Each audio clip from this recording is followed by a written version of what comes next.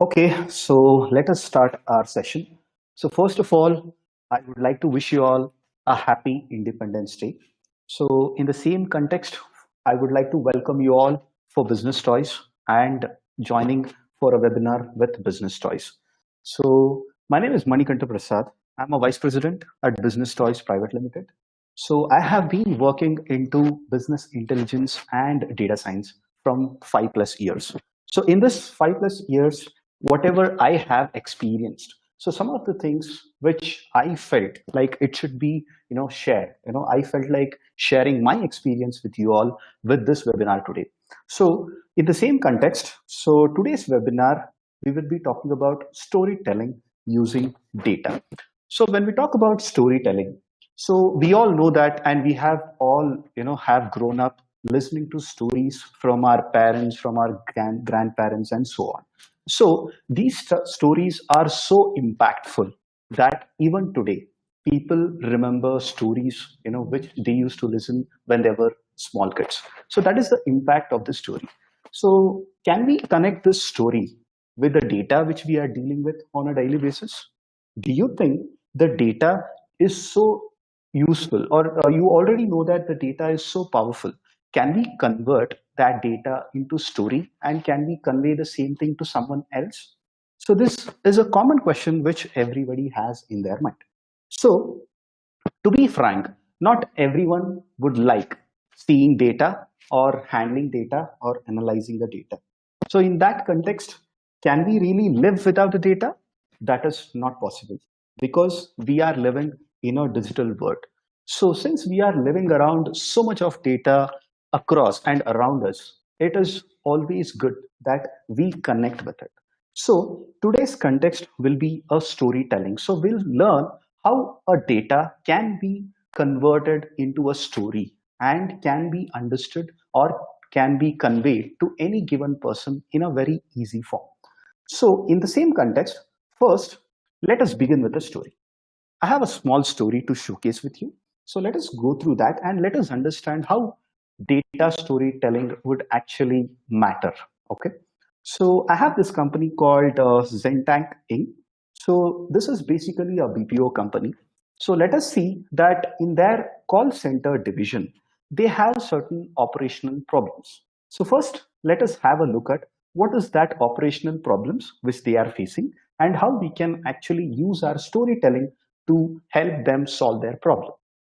So this is how we go. So basically, this is a BPO who has taken a project from this company called Brio, who is a very famous telecom company in Brazil.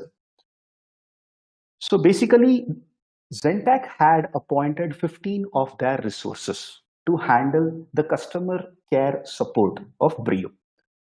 So since this, Brio having a giga fiber, it was a new technology. Those 15 people who were working in the customer care, they were facing it really pressure. They were having a lot of pressure in handling so much of calls which they were getting from their customers. Because of which, six of their executives had to leave the company. Now, out of 15, when six of the executives left the company, now this was really a challenge, for rest of the people to handle the entire customer calls. So in this particular context, so the department head, Mr. Chris Charles, approached their CEO for taking an approval for hiring those new, for hiring new employees who can fit in those six executives' place so that they can efficiently handle all the calls.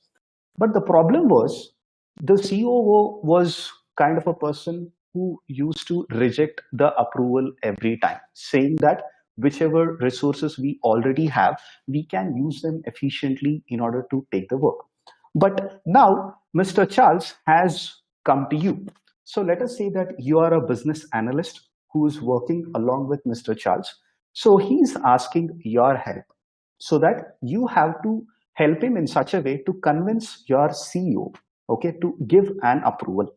So my first question here is, if at all, if you are working as a business analyst, so lot many times we build a lot of visualizations to make people understand.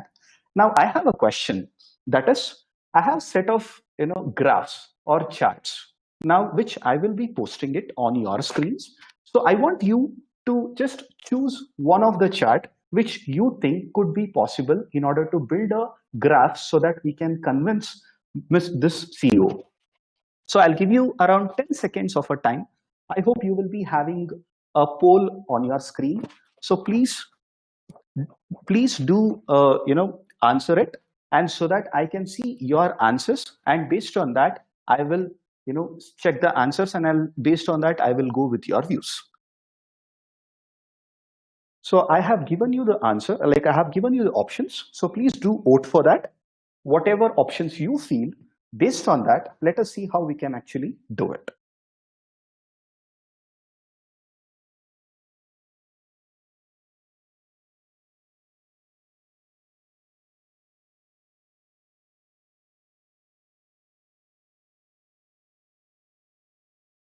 Okay, I'm really happy that you people are responding to the answers and getting it. So I hope all of you have given your answers. So now let us see the answers. So we can see that around 22% of the people who are attending our session are saying we can go for a line chart. Very good. Whereas 48 people are saying that we can use a column chart or a bar chart. Whereas there are 28% of the people who have said we can also use pie chart. That's a very good answer from all of you people.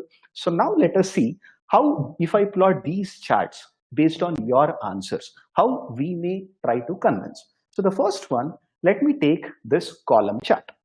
Now, if at all, if we observe this column chart, so do you think, if at all the CEO of this company, if he sees this particular chart, do you think he will be convinced with this? How many of you think that by seeing this chart as a column chart, our CEO will be convinced enough to give an approval? So the first thing is about visualization or about seeing is, see, as a human being, the first thing which we can observe is we are very much attractive towards shape as well as towards different color. So easily, as soon as we see this chart, we will be able to see, what are the shape of each and every single bar there, and also what are the different colors which it is differentiating with. So if at all, if I have to add in certain things into it, we can also place some labels out of it. But now you see, before, when this graph was without labels, it was much more looking easier to understand. But now, since we have also mentioned some labels, but we are facing a problem in seeing those labels or in reading those numbers. Now, this is a common problem which all human beings has. Human beings can easily get attracted towards a shape or towards a color, but they cannot read numbers faster. Now, keeping this particular disadvantage with our column chart, let us roll this out. So the next thing which we can place is a line chart. So now if you can see here, as most of you answered, comparative to our column chart, line chart gives a better understanding or a better ideology. But do you think, is this all we can provide for our CEO, or do you think, can we make this chart more informative? If at all, if you feel like we can make it more informative, I would like to ask you a question. What all things you would like to suggest so that we can add in this? So do you think we should make this particular line chart more informative? If you feel yes, then say yes. If you feel no, if at all, if you feel that this is all fine, so then you can vote that. I'll give you 10 seconds.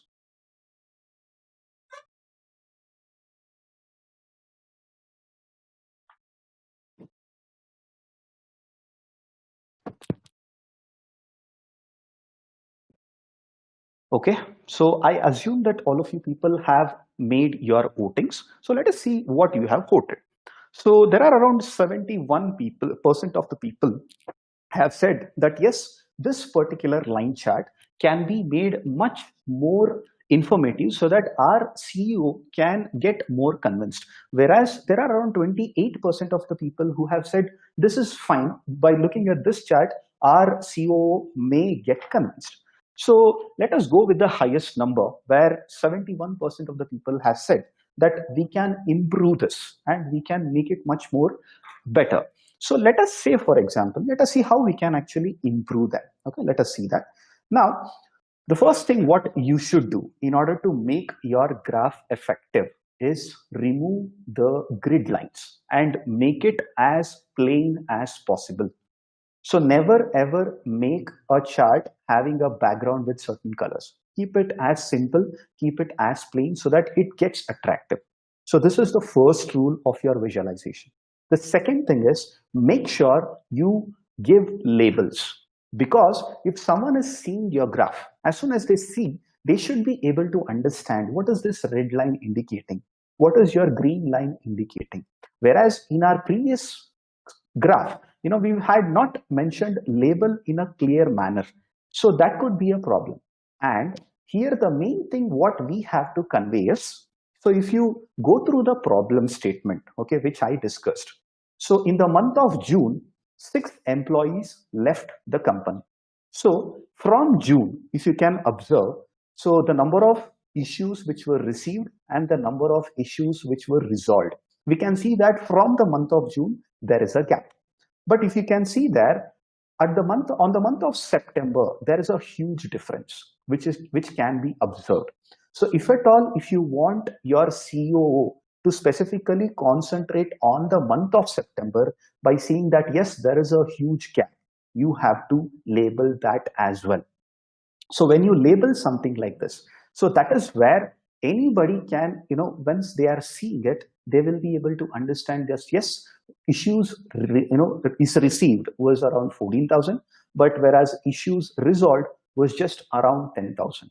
So now once we do this, so some people would have felt like now this particular information is complete. So now let us see what else can be added.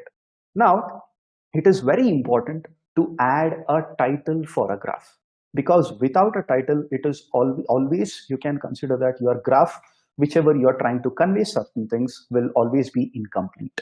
So in the title, we can mention whatever we would like to convey.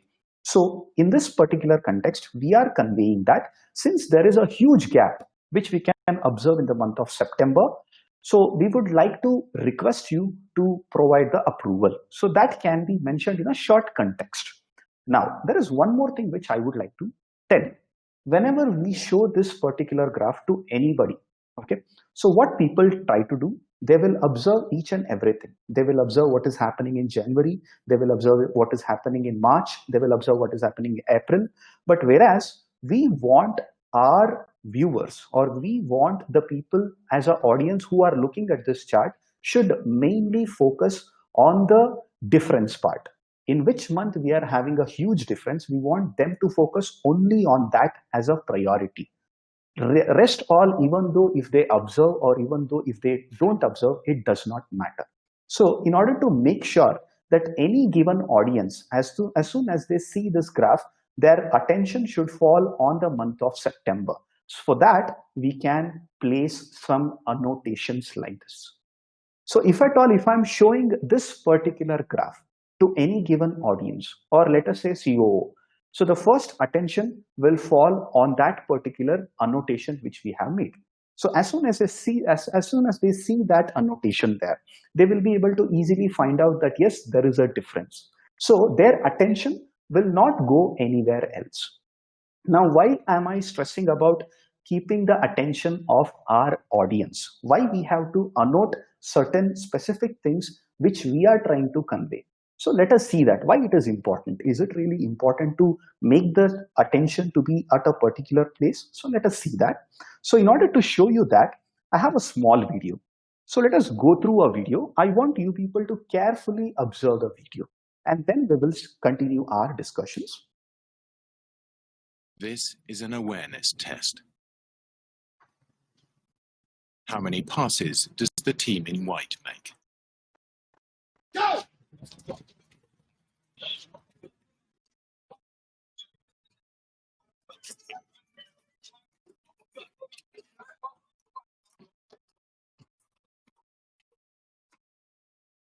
So now I hope all of you counted the number of passes which team in white made. Now I have a question for you. So which is posted on your screen. Can you please answer, like how many passes were made by the team in white?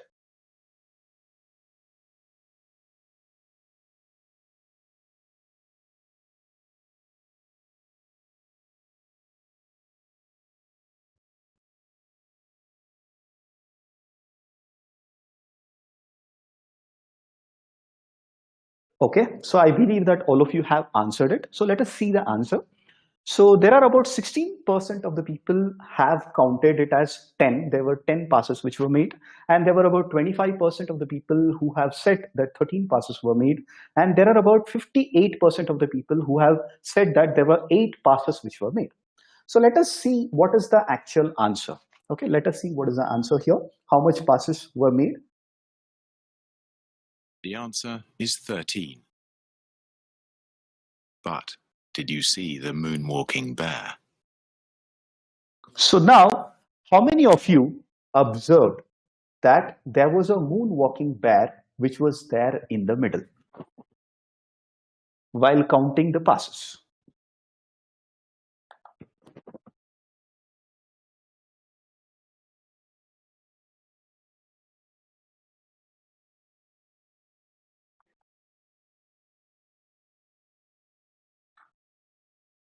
Okay, so now we have the answers. So around 80% of the people said that they didn't observe any bears, whereas around 20% or 19% of the people are saying that they observed a bear.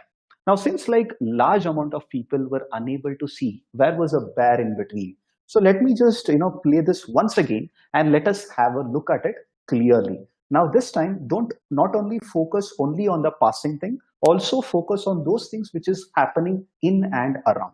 Okay.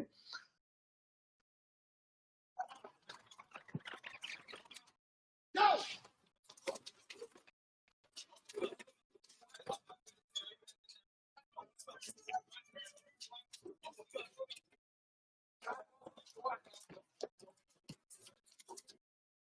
So now I hope all of you would have observed that there was a bear which came in the middle while the passing was happening.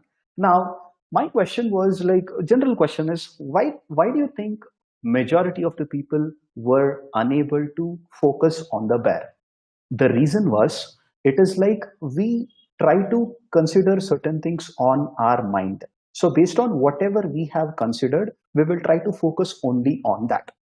So the instructions which were given to you before was, it was asked that count the number of passes. Once I gave you these instructions to your mind, so your mind concentrated only on that. So if at all, if mind is concentrating only on particular aspect, it may miss out certain things which is happening around. Now, this is a major problem because of which, if at all, if you want to convey certain specific things, so you have to specifically highlight that. If at all, if you don't highlight that, then the people who are seeing or looking at your graph may not understand what exactly you are trying to convey. So similarly, I have another example. Okay, so I have another example to make you understand why that annotation or why that highlighting thing is very important. So have a look at this video clearly. Okay.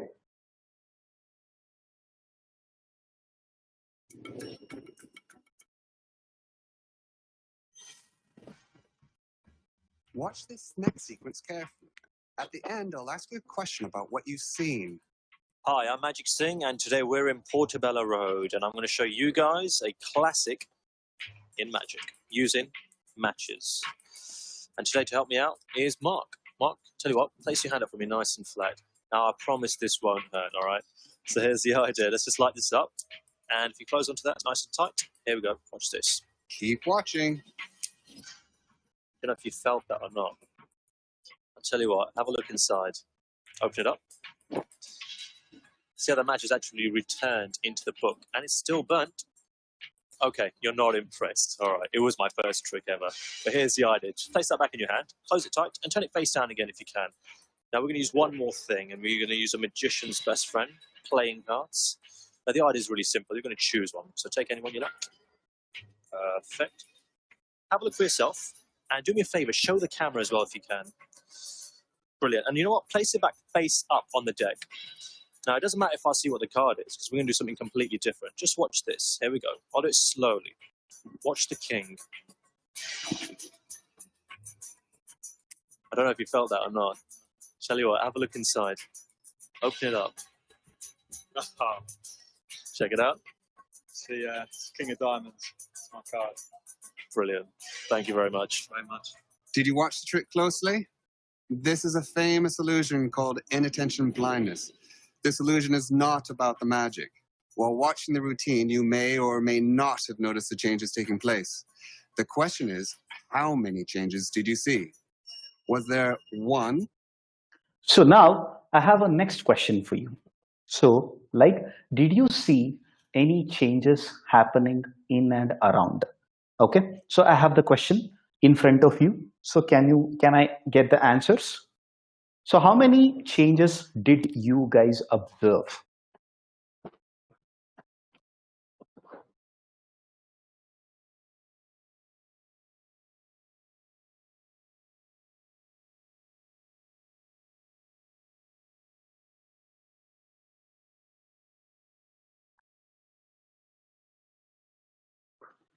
Okay, so I have the results. So there are about 4% of the people who are saying there were no changes, or I think even now they are giving the answers. So around 8% of the people say that there was no changes, whereas around 29% of the people who says around there was one particular change which you have observed, whereas around 56% of the people say that there were 3 changes which you have observed. That is pretty impressive.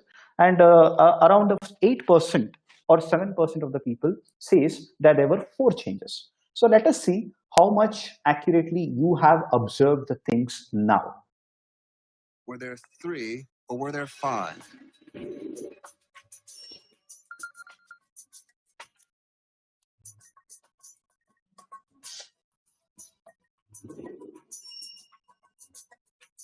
The answer is there were 3 changes. The first change was the red hanky to a green one. The second was his shirt swapping to a t-shirt. The last was his assistant becoming a completely different person. How many did you see? So why is it that you didn't see these big changes? And the reason is that the brain receives so much information on its eyes that you can't see everything simultaneously. So instead, it picks and chooses according to what it thinks is important. If you change something that it doesn't think is important, you just literally don't see it. So now that was a major thing, why it is really important for us to note. If at all, if you don't mention, or if you don't highlight things which your audience should see, they may miss out certain important things to see there. So that is the reason we have noted here. And this is one of the very, very important aspect in your data storytelling. So now we have seen how the visualizations can be improvised in such a way that we can convey whatever we want. Whereas some of you must have been wondering, so this we are showcasing a visualization. So how we can connect a story with this? Now this is how you can connect a story with this. You can say that, so from January till June, so whatever issues were raised were equally solved by the executives who were there. Whereas in the month of June, we can see that there are certain employees have left the company, because of which we can see that there is a decline in the issues which were resolved. And also we can observe that there was a difference in this issues received and issues resolved, which was at a high peak in the month of September, because of which there is an immediate approval which is required for hiring new executives into the company. Now, whatever I said with the help of this visualization, this is called as data storytelling. This is how you convey anything you would like to say to anybody in a form of a story with the help of a visualization. This whole aspect can be called as data storytelling. So I hope by now you would have got certain idea of what is data storytelling, how it can be made. So now let us continue. When it comes to data storytelling, there are certain very important key factors which you should consider before making your storytelling. So talking about the first key factor, it always talks about audience. So when we talk about audience, so whenever you would like to convey certain things to someone, on the other side, there should be someone to listen to you. So only then your storytelling would be effective. So when it comes to audience are those people who would be looking at the presentation, what you make. So when it comes to audience, we could find different types of audience. Like for example, if you can address company's board of directors or the management, they can be called as a set of audience, or you can even call the general public as a group of audience, or you can also say that children's can also be considered as a group of audience.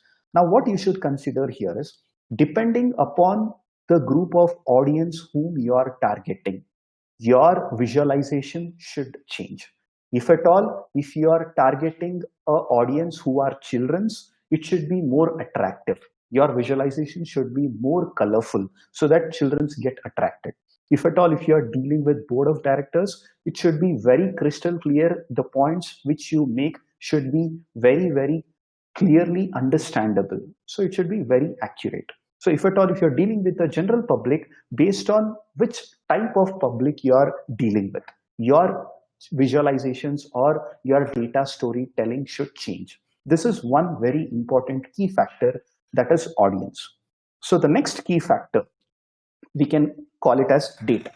Yes, in order to make any sort of data storytelling, first we should be having a relevant data. Only when you have a relevant data through which you can convey certain things, only then this data storytelling could be possible. It is not like for your audience being children's, you take some company related data. No. So your data should be connected with the type of audience whom you are dealing with. So this is a very important second aspect of our data storytelling. So coming to the next one, it is always visuals. Now, the more visuals you show, better will be the understanding with your audience. So we all have observed, usually when we see children's nowadays, how, in the schools, how people are teaching them. So it is not like, they just directly teach them orally. They show a lot of pictures, they show a lot of videos. So by seeing those videos, it makes so impactful on the children's that even at home, we can see that these children's, keep on dancing, remembering those rhymes and things like that. So that is the importance of visuals. It is not only with respect to the small children's, it is same for everybody. Even today, we can remember what was the scene which was there in the climax of KGF. So that is the importance of visuals. So the more visually you show what you are trying to convey, it will be much that effective. And lastly, you should be having this narrating skill. Not everyone will be a good presenter, but if at all, if you are able to connect your audience, data and visuals with your narrative skill, then that would become a data storytelling. So this is what actually can be called as a key factors for your data storytelling. So I hope now you are getting certain ideas of how and what it takes, in your data storytelling. So let us continue. So in this context, okay, so whenever you're performing certain visualizations, there are certain laws which you should consider. Okay, it is not that just anything and everything you can showcase, or it is not that something you can build and you can show it to the people. No. So for that, there are certain laws which was given by Mr. Gestalt. Okay, so he says that there is a law between grouping of the visuals which you are showcasing. So he says that principle on how individual objects are grouped to form a pattern. So let us see what is this basically. Now I would like to show you one such image. Just have a look at it. So now what you can observe here is, we can observe that there are, circles which are in the blue color. But since the distance of these circles are closely connected with other, we can easily make out that yes, there are three different, group of circles which are formed. Now, why we were able to make this out? Because the distance between the circles were closer in one group compared to the other group. So we are easily able to catch it. Now, as I said you in the starting, our eyes are so much connected towards the color and the shape. As soon as we see, within a millisecond, you were able to make out that there were three different groups of circles which were available.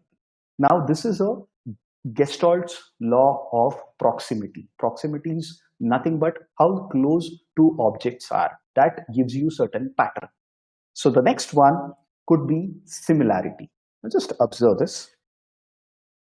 So now as soon as you observe, I'm damn sure almost 90 to 95% of the people would have seen this in a horizontal fashion.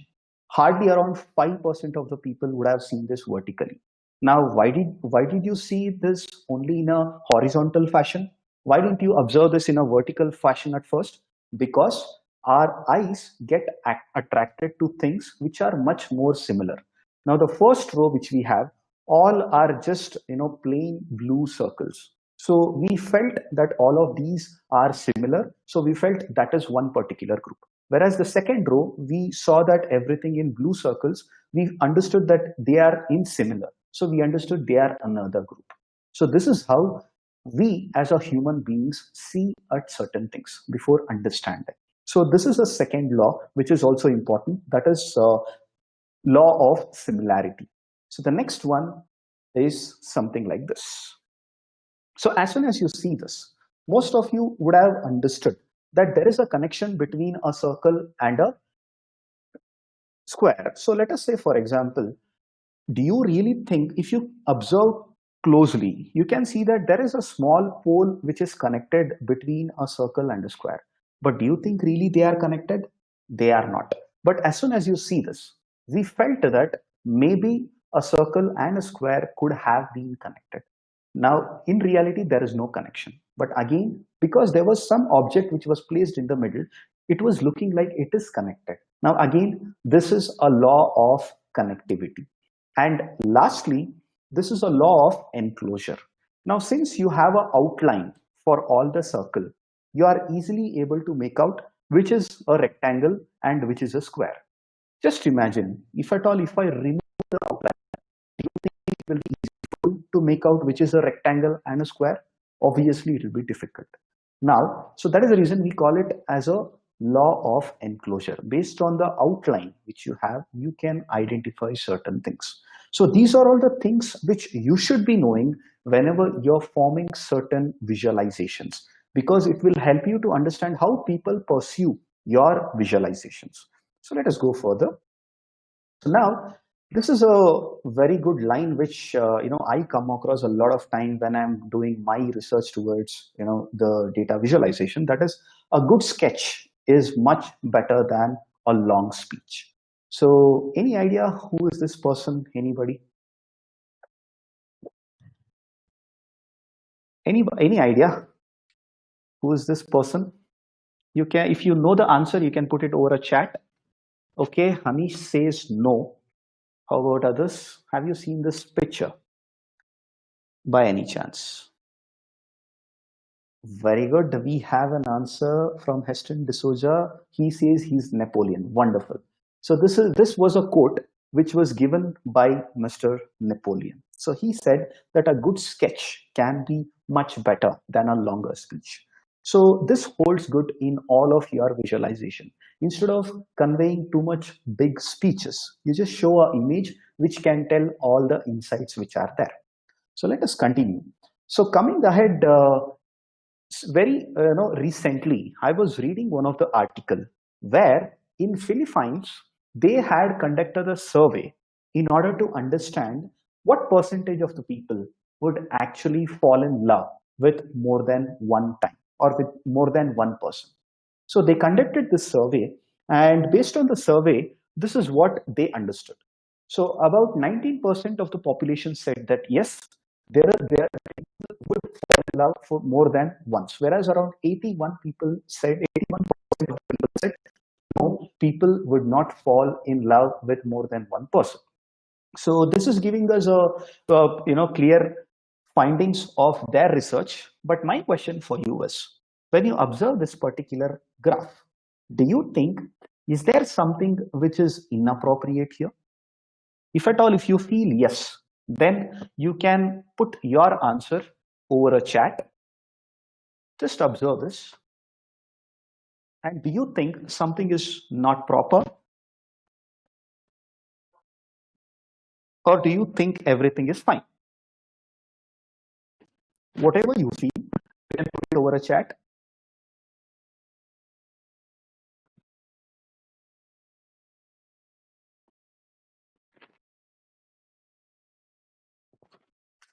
Okay, Rahul says looks fine. Okay, very good. How about others? No changes required, not much details. Okay, very good. Kalyan says no. Okay, that's pretty good. So, most of the people would have felt like, yeah, this is fine. There is nothing needed to be changed. But my point here is, do you think we needed that arrow marks which was pointing towards the graph? Do you think without a arrow mark, if at all, if we showcase the graph, do you think people may not be able to understand? It would be obvious, right? Even though without any arrow marks, it would give a clear clarity. And one more thing here is, this graph is on a 3D. Now, since there is a 3D, the bottom portion of the graph, you see that even there is certain size there. So some people may also think that if at all, if it is giving us certain size in a 3D, what could be the size of that also?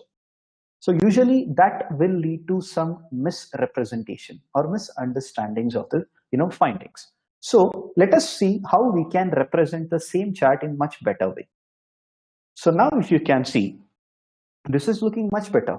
So the same thing, no arrows, no 3D effect on the chart. It is plain 2D chart, which is giving us the better and the same information. That is 19% would agree and 81% would not agree. So this can be considered as an appropriate chart. So when I was reading this, I really came across one very good, kind of attractive way of communicating the same to the people. Now, how it was communicated to the people was with something like this. So what they said is, what was very important in the research is how many people actually had felt in relationship like more than one, who had fallen in love with more than one person. Whoever had not fallen, that was not required. So here, this was one very good eye-catchy kind of a line, along with the visuals, which was saying that 19% of the Filipinos have experienced falling in love with more than one person. So with this and the image which they are showing, it is giving us a very good kind of an information that yes, what is happening here. So this is how creativity can be made using visualization. So you just show what you want, you avoid what you don't want to show. So now let us continue. So now let us see when it comes to visualizations. So as I have been telling you, storytelling or data storytelling always revolve around building visualizations. Now let us see what are all the different kinds of mistakes people do on a daily basis, because of which, the people who see as an audience, how confused they get. Now, just observe this and tell me, do you feel something is not good in this particular chart? If you feel so, you can put it in the chat.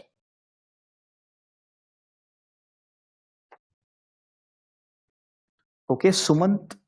Okay, colors. Very good. Saurabh says, my mistake, says colors. Suman says not good. Okay, colors are not appropriate. Wonderful.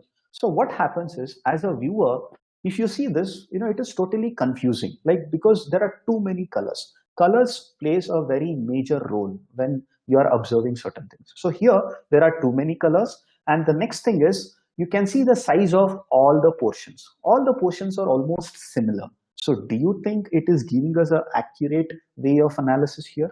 Definitely not. Similarly, I'll show you another, which is again similar. there are too many colors, and also we are not able to identify what is the size of each and every single thing here. Now again, that is a big mistake, but we come across seeing this kind of things. So similarly, I'll show you. So this was taken from a very big company which is a very known company into publishing articles. I don't want to take the name of that company, but I'm sure you would have come across seeing such a graph. Now you tell me, what will you understand if at all if you see this graph?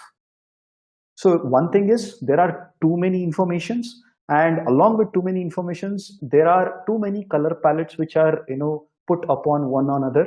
So it is totally making confused. So, but I'm damn sure you would have come across this kind of a chart anywhere here and there. Similarly, again this. So just see how it makes a difference with a 2D and a 3D. 3D is good, but it will also misguide you, or it may also mislead you to think something else instead of something, thinking something. So in this particular case, I always recommend, please avoid using 3D graphs. I'll show you another example. Now see this. This is very famous, where people are very much fond of using 3D charts just because they are looking good. But do you think when you are reading this, can you easily make out where does each of the bar coming at? So it is very difficult to understand, but people do use this. And I'll show you one more. See this. Now, can you make out each and every single bar, where it is and what it is indicating? Though it is looking attractive, but still. So these are all the kind of mistakes which people make. So by doing this, yes, you are trying to convey certain things, but do you think your audience are able to understand it? Definitely not. So these are all the kind of mistakes, which we usually do, knowing or without knowing, but still they will cause a lot of problems for the audience who will be visualizing this.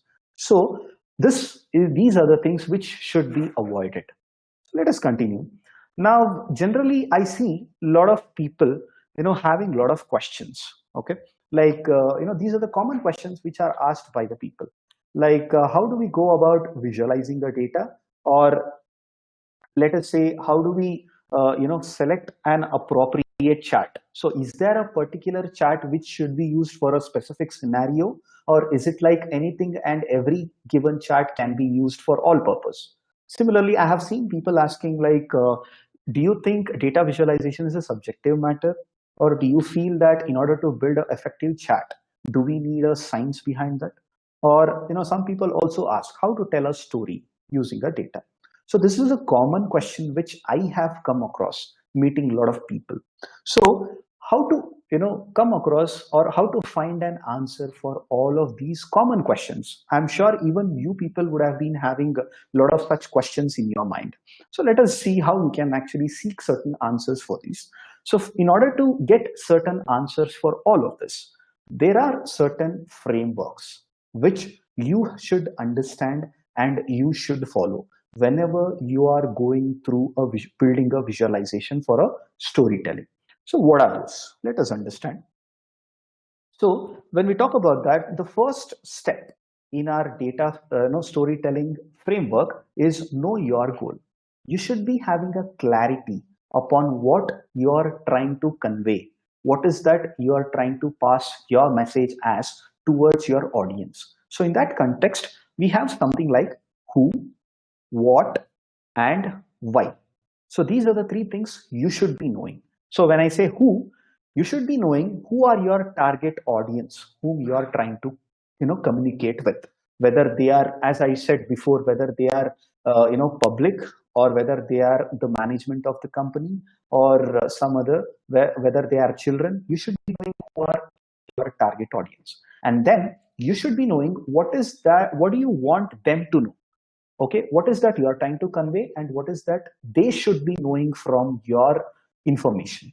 And lastly, you should also know that why you want them to know. That is, after knowing certain things which you are conveying, what is that they are feeling about it? Are they feeling positive, or are they having a negative impact on that?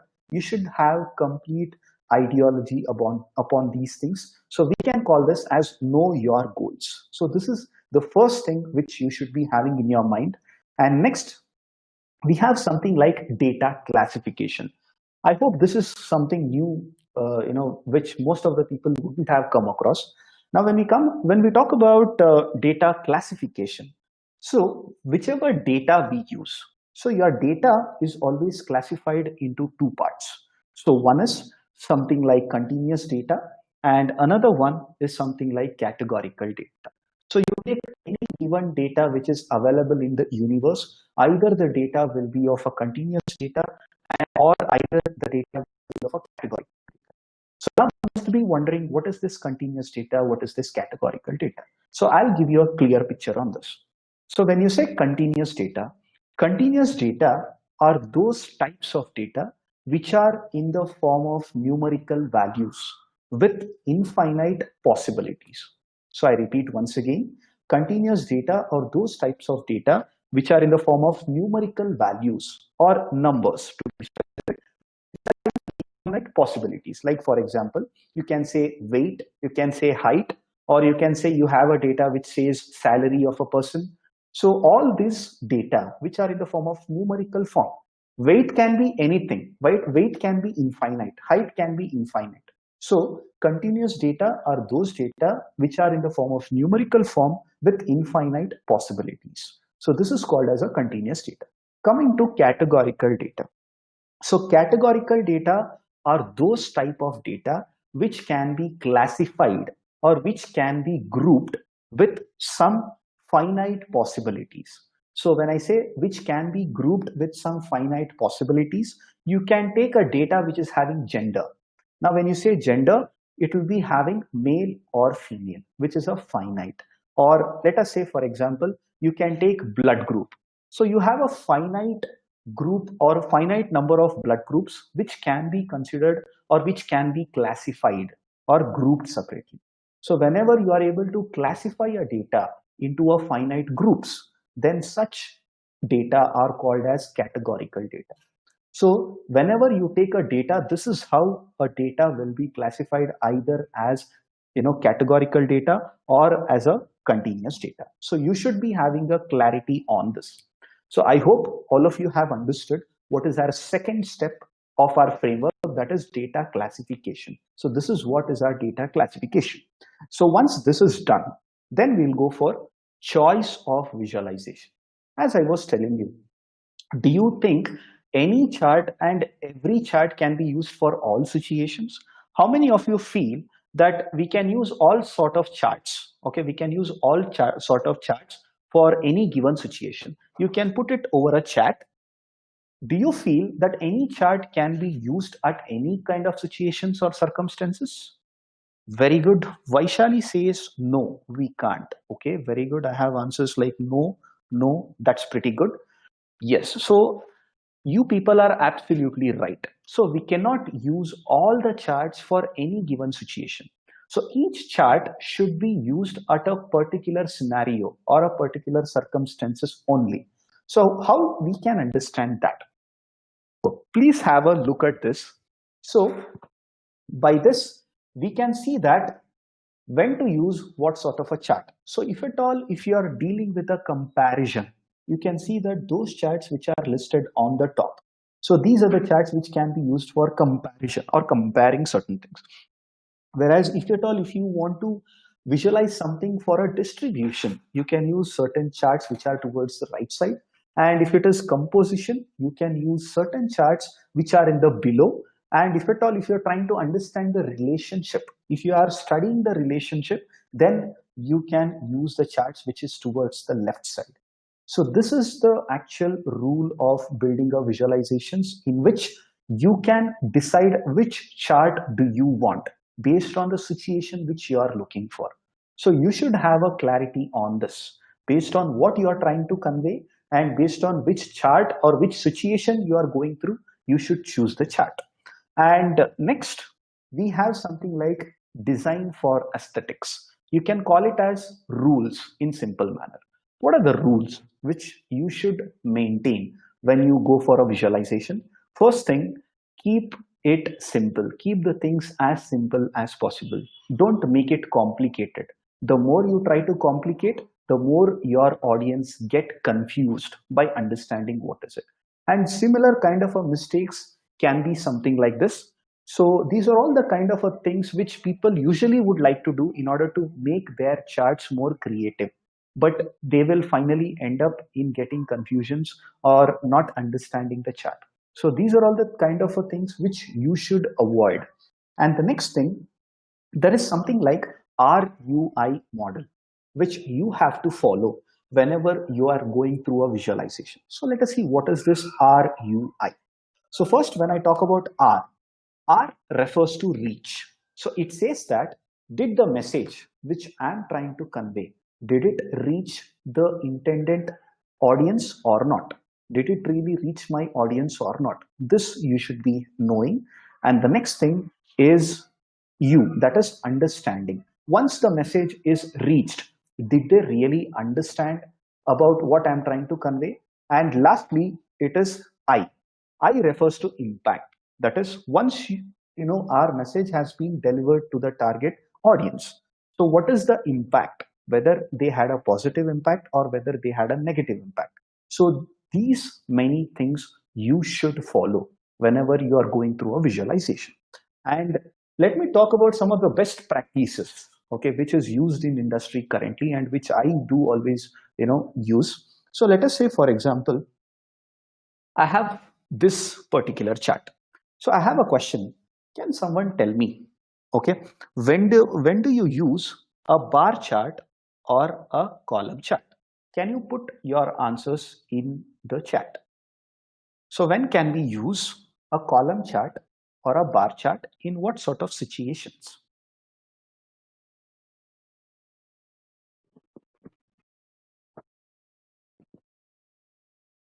Anybody?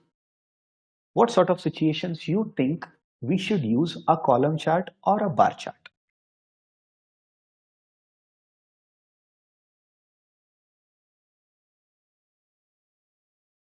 Okay, I have an answer. So Rahul says we can use column when we are trying to understand the distribution. Okay, that is a wrong answer, Rahul.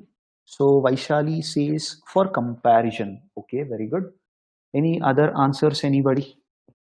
When do you think, because these charts are generally used by everybody, so when do you think we should appropriately use this? At what sort of situations? Okay, if you need to compare a single category of a data between individuals, okay, monthly changes. Okay, very good. So now the general answer for this is we can use this whenever we are comparing the categories. Okay, whenever you have different categories to compare and to check how is the performance or how the working of each and every category is doing or working, at that time you should use column chart or a bar chart. Okay, now so let us say I have this situation. So read this. So it says that women are likely to attend morning classes, where men are more found in evening classes. So can you tell me, should I plot a pie chart for this or should I plot a bar chart for this? So which is the appropriate chart? So I have a poll for this. I would like to post this poll. Please give your answer. For this particular content, which is better? Is it a pie chart or is it a bar chart? What do you feel?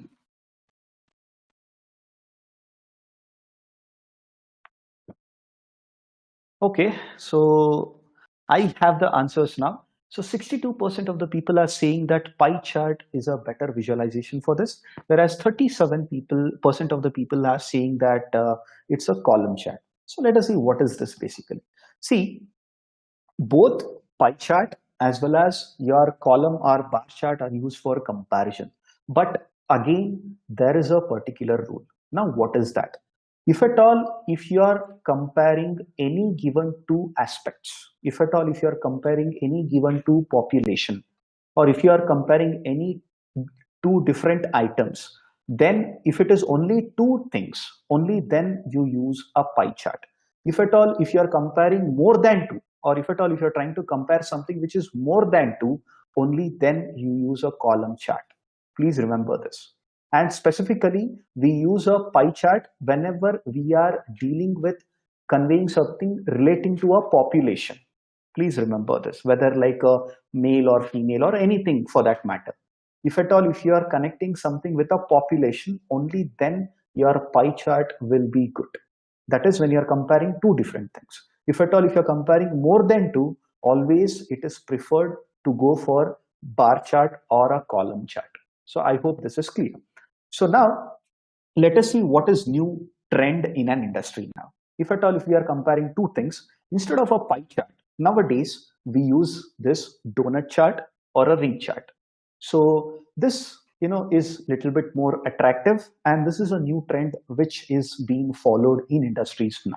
So whenever you're plotting a pie chart, I would always recommend you go for a donut chart or a ring chart so that it gives much better information and it looks better and attractive.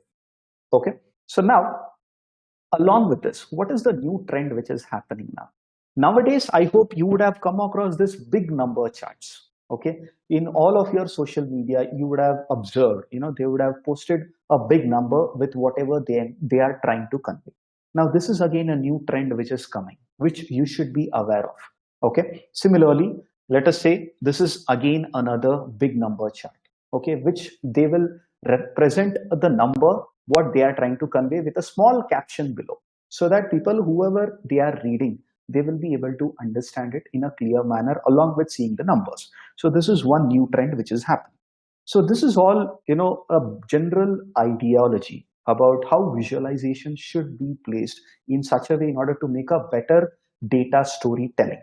So now let us talk about which are all the softwares or tools which are actually used in industries, okay, for doing this visualization effectively. We also call it as a BI tool, that is business intelligence tool. Okay, so if at all, if you are looking forward for these kind of industries to enter, make sure you learn these tools. Now, all of these tools are highly effective and very much important in terms of making your visualization. So make sure you learn these things.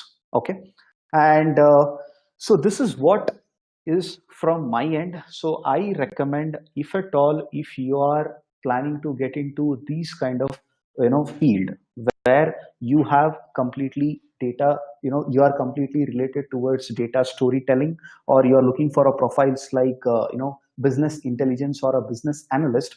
So these are the things which make sure that you will have as a skill sets, so that you will be getting eligible for these kind of profiles. So now, since I have come to the end of my webinar today. So the next thing is I have your questions. If you have something, you can ask me. So you can put your questions in the chat so that I would like to answer your questions relating to data storytelling or relating to visualizations or relating to anything. If you have any questions, you can ask me.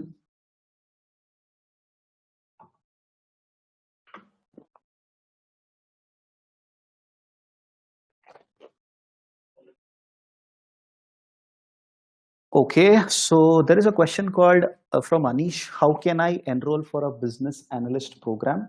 Okay, so I would definitely refer you to my team so that they will contact you personally and they will help you in joining Mr. Anish. And I have another Saurabh says fruitful session. Thank you very much.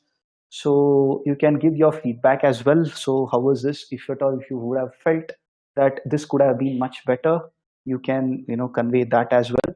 So the cost and things will be discussed with you personally, so you need not to worry. Anish.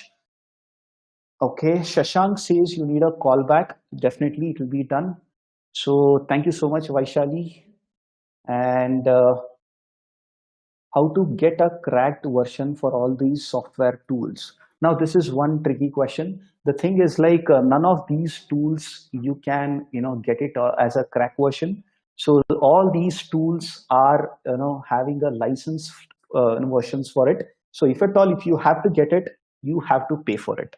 and they are not very much, lesser in terms of a cost. They cost high. Okay. So any other questions, anybody? Okay. Okay, there is a question from Rahul who says, can we use data visualization for predicting? Okay, so for predicting, probably it may not be very effective, but it will be very effective in terms of understanding the insights. Once you understand the insights, you will be able to do the predictive modeling using, some other tools or some other, statistical tools or machine learning things. Okay. So we have another question. Let me just answer one by one. So please do bear me if I'm missing out any question, because there are too many. Let me try to answer everything. Which is the best platform to learn these tools? Okay, so learning these tools, you can opt for an online, courses, where you can join specific courses who are training you specifically on these tools, along with, certain projects. So if at all, if you're joining certain, academy for learning these tools, make sure that not only they are teaching you the tools, but also they are training you on the related projects as well. So that will actually make an impact of learning these tools. Okay, so I have the next question. Okay, Shruti says, I want to get into business analytics. So that is what, as I said, if you want to get into business analytics, so I would recommend please join an academy which is basically providing you all the stuff related to business analytics. But we at Business Toys also, we do provide a lot of courses relating to business analytics and data science.